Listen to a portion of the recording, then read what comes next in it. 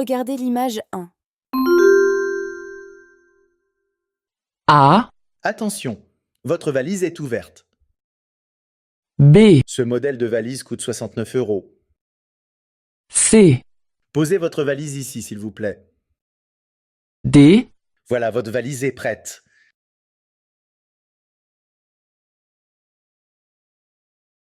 Regardez l'image 2. A, Bonjour, un steak frites, s'il vous plaît. B, Bonsoir, une table pour 4 personnes. C, Monsieur, 1 kilo de tomates, je vous prie. D, Tenez, vous pouvez garder la monnaie.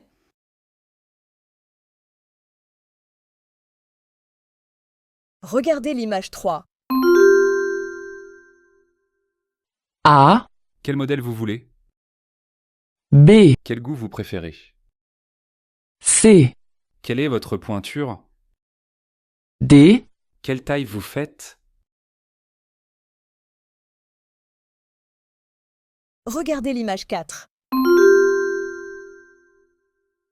A, Attention, elle est très lourde. B, Je voudrais un billet pour Strasbourg.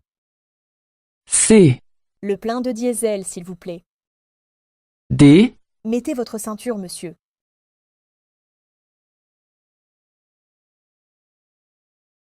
Sophia, est-ce que tu pars en vacances cet été? A, Oui, je peux te conseiller un hôtel. B, Oui, je peux faire prendre le train. C, Oui, je retourne au Maroc. D, Oui, je vais rester chez moi. Allô, bonjour. Est-ce que je pourrais parler à Madame Girard, s'il vous plaît? A, Oui, c'est à quelle adresse? B, Oui, c'est de la part de qui? C, Oui, elle arrive à quelle heure? D, Oui, vous avez réservé? Bonjour, c'est ici pour visiter l'appartement? Non, monsieur, ce n'est pas ici. A, Pardon, j'ai déménagé. B, Pardon, j'ai fait une erreur. C, Pardon, j'ai perdu mes clés. D, Pardon, je vais revenir demain. Mon neveu vient d'avoir 5 ans. Quel cadeau est-ce que je peux lui offrir? A, Ce jouet beaucoup trop cher. B, C'est un très joli prénom. C, Pose la question à ses parents. D, Pourquoi pas? C'est une bonne idée. Dimanche, il fera beau. J'aimerais bien faire un peu de sport. Tu veux faire du vélo avec moi? A, Attends, je prends mes lunettes de soleil. B, Bonne idée. On pourra aller en famille. C, C'est d'accord, j'arrive tout de suite. D, Quel dommage. Demain c'est fermé. Salut Yann, j'ai une fête samedi, tu viens? Ouais, c'est avec plaisir. Comment on fait pour aller chez toi? A, Tu apportes quelque chose à boire? B, Tu arrives à 2h30. C, Tu descends au dernier arrêt de bus 68. D, Tu peux venir avec ta sœur si tu veux. Allô, Pierre? Oui. Bonjour, c'est Jacqueline. Pierre, peux-tu me donner l'adresse de ton docteur? Celui dont tu m'as parlé dernièrement? Ah, mais il a déménagé. Quel dommage. Mais il y a un atelier qui est ouvert entre le garage et le salon de coiffure. Tu pourrais essayer? Ah oui? Bonne idée, je vais essayer. Merci, Pierre. Question 11. Que cherche Jacqueline? Tu as pris tes congés? Oui, pour une fois que je pars la première quinzaine d'août. Et toi? Moi, j'attends le mois de septembre. Avec mon mari, nous partons à Rome. Les billets sont moins chers à cette période de l'année. Rome? Quelle chance!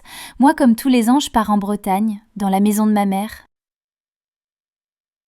Question 12. De quoi parlent ces deux femmes? J'ai adoré cette expo, c'était fantastique, non? Oui, sauf que comme tu n'avais pas acheté les billets en avance, on a dû faire la queue pendant 3 heures pour rentrer. Ça en valait la peine. Il y avait tellement de monde, je ne voyais pas les œuvres, je n'ai pas profité de la visite. Tu as pris le catalogue au moins? Non, je l'ai pas trouvé. Question 13. Que critique cet homme?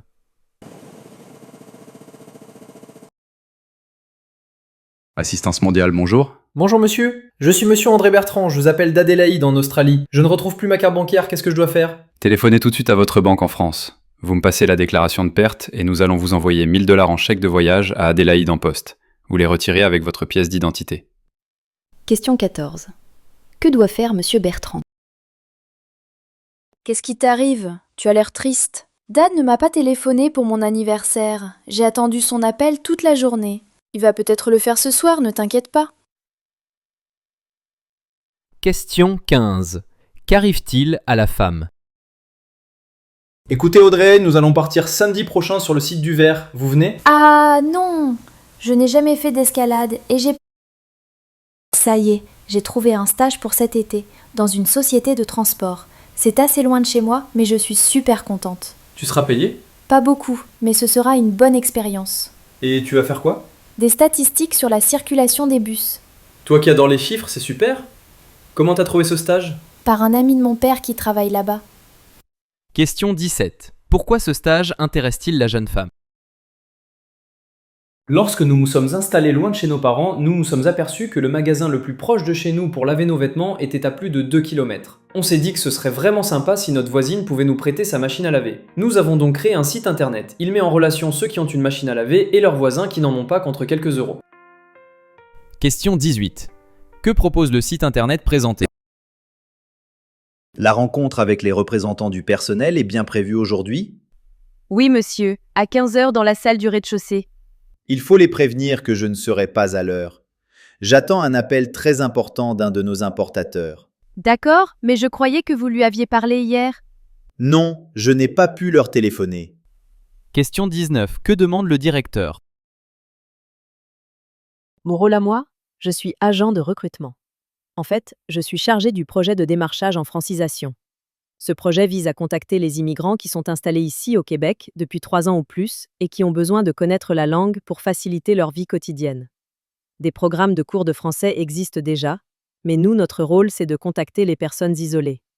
Par exemple, les femmes qui, à cause des charges familiales, une grossesse ou les enfants à garder, n'ont pas eu l'occasion d'apprendre le français dès leur arrivée. Question 20. Quel est l'objectif de ce programme? Allô, bonjour. Oui, bonjour, monsieur le directeur. Je veux juste vous rappeler que les fiches de paie des professeurs doivent être prêtes pour demain. Oui, j'ai contrôlé les heures de tous les professeurs. J'attends 2 confirmations ce matin et je vais pouvoir finir cet après-midi. Bon, très bien. Je compte sur vous pour respecter les délais imposés par le service comptabilité alors. Oui, vous pouvez compter sur moi. Question 21. Que demande le directeur?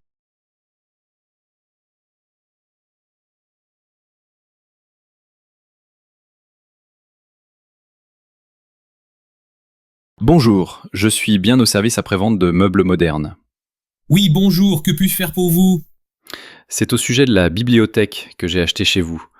Depuis 2 jours, j'essaie de la monter, mais hélas, je n'ai pas dû comprendre comment emboîter les parties vitrées sur les panneaux en bois. Il me semble qu'il n'y en a pas assez. Ah, écoutez, je ne gère pas le côté technique. Je vais donc vous mettre en communication avec le service compétent qui vous expliquera comment est à faire l'assemblage. Question 22. Que demande le client? Bienvenue à tous. Ce colloque est intitulé Travail et modernité, car... Dis-moi, Paul, c'est quoi la pêche blanche? Alors, on l'appelle blanche parce qu'on pêche l'hiver à la ligne.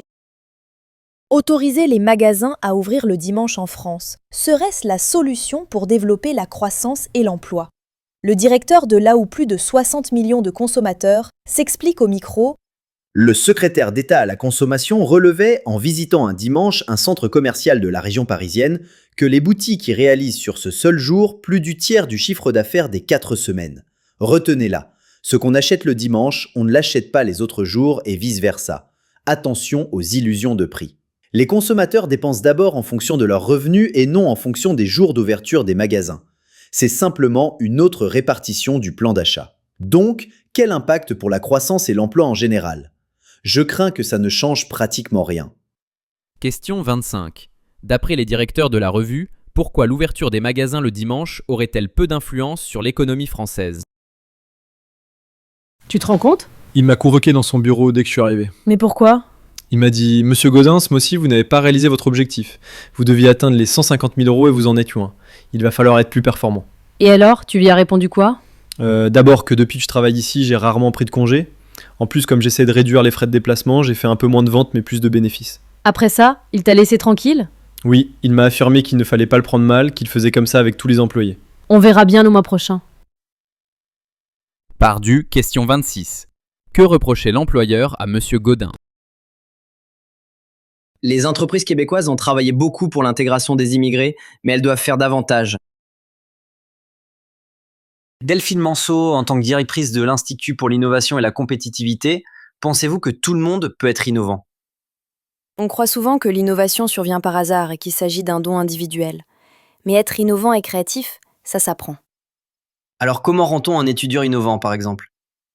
Il faut différencier l'innovation individuelle et la capacité à être innovant collectivement. Nous avons donc mis en place des programmes pour apprendre aux jeunes à conduire des projets innovants dans le cadre d'équipes diversifiées. Question 28. Comment favorise-t-on l'innovation chez les jeunes dans cet institut?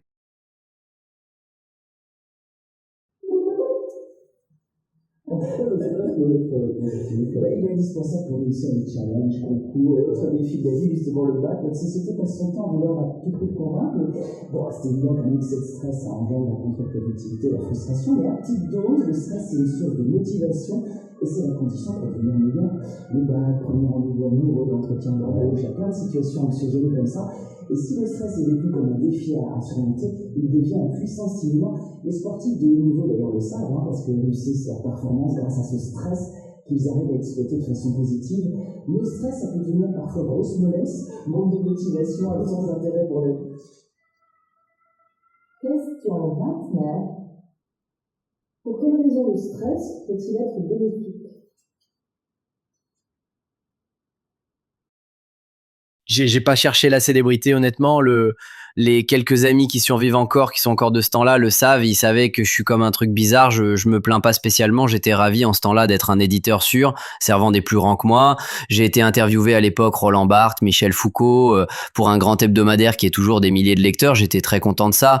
Non, la célébrité n'a jamais été pour moi un but. À l'époque, ça n'existe pas. Voilà, c'est là, c'est comme ça. Question 30. Quel regard porte cet homme sur sa célébrité? On fait un petit tour de France, c'est-à-dire qu'on est parti vers le sud. Alors Philippe, est-ce que vous pouvez nous en apprendre plus sur votre établissement? Quand j'ai récupéré l'endroit, il s'agissait d'un lieu qui était ancien à Montréal. Il est culturel au siècle.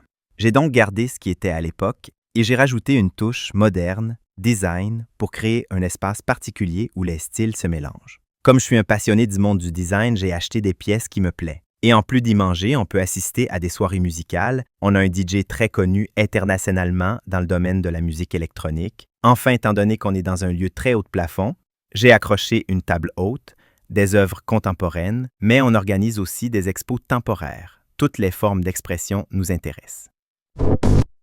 Question 32. Quelle est la particularité de l'établissement de Philippe?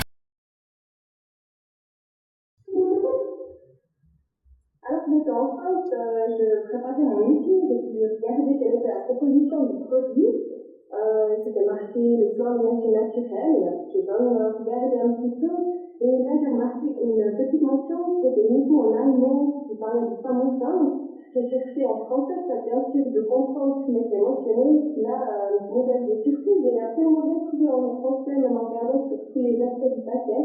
Alors en fait, moi j'ai compris ce que ça voulait dire pour les femmes enceintes, ça mais éviter de consommer ce produit, c'était pas bien indiqué pour ces personnes-là. Question 33. Pourquoi cette jeune femme a-t-elle été surprise?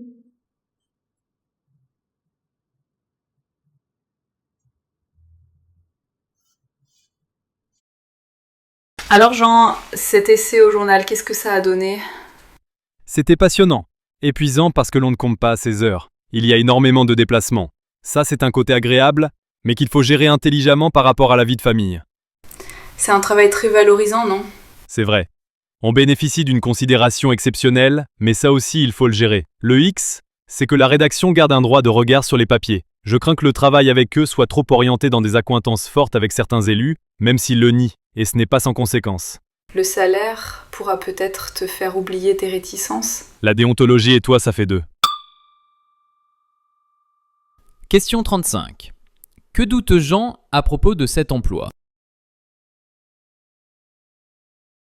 Le piment d'Espelette a été rapporté d'Amérique du Sud par Christophe Colomb. Aujourd'hui, il est la seule épice française disposant d'une appellation d'origine contrôlée, et sa notoriété a largement dépassé les frontières du Pays basque, dont il est la mascotte. Comment les piments sont-ils récoltés? Comment passe-t-on du piment tendre à la poudre? Et comment l'utiliser au quotidien? Pour le savoir, direction Espelette, le village d'où le piment tient son nom dans les Pyrénées-Atlantiques. Chez Gilles, la récolte a commencé fin août et s'achèvera fin novembre. Attention, pour avoir droit à la prestigieuse appellation piment d'Espelette, nos fruits doivent être récoltés à un stade très précis.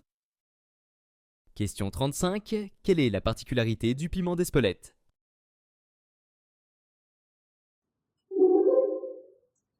La folie dont on parle se situe peut-être, n'est-ce pas, ce qui rend un compositeur, à mon sens, intéressant, c'est qu'il va où on n'attend pas, il y a des suites harmoniques, démarrer comme des suites harmoniques connues tout d'un coup, s'échapper d'un coup sur un ailleurs. C'est ce qui fait, me semble-t-il, l'intérêt des compositeurs à la part. Peut-être que c'est ça. En tout cas, c'est celui-là, je vais peut-être. On ne se voit pas beaucoup quand on voit dans la vie. Je pense que quand je suis dans l'interview, je vais faire des livres. Question 36. Selon cet artiste, comment s'exprime la folie d'un compositeur?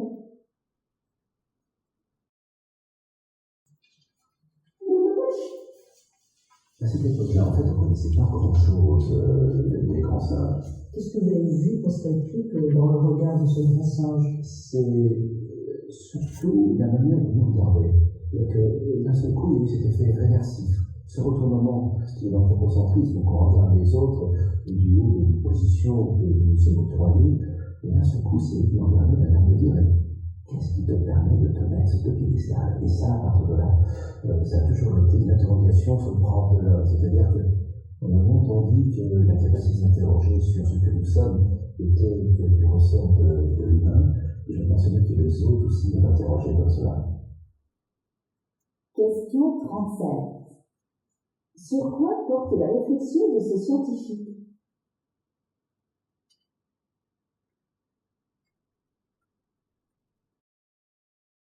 Dans les relations d'amitié virtuelles, bien souvent, les liens se créent d'appli. Ce défaut native, la précarité de la relation humaine dans ces réseaux-là, et puis même aussi dans le grand compte qu'on a appris à faire sur le mode de la spontanéité, ce qui est une forme de speed meeting, ce qui fait qu'on cède à l'affect du moment pour décider si on maintient une relation ou pas. Et donc le caractère durable des vertus des amitiés à l'échelle d'une vie, on peut se poser la question de leur existence à l'avenir. Question 38. Que regrette l'intervenant dans ce type de relation? Tes recherches sur les algues, ça avance? Oui, pas mal. Mais tu étudies quoi au juste? Leur système de reproduction. Dans un milieu aquatique, le vent ou les insectes ne jouent évidemment aucun rôle. En fait, ce sont des petites boules au bout des tiges qui se fendent et attirent les cellules mâles pour les féconder. Et à quoi te serviront ces découvertes? Par la suite, on pourra multiplier ces algues et les utiliser dans la composition des produits pharmaceutiques. Question 39. Que cherche à étudier cette personne à propos des algues?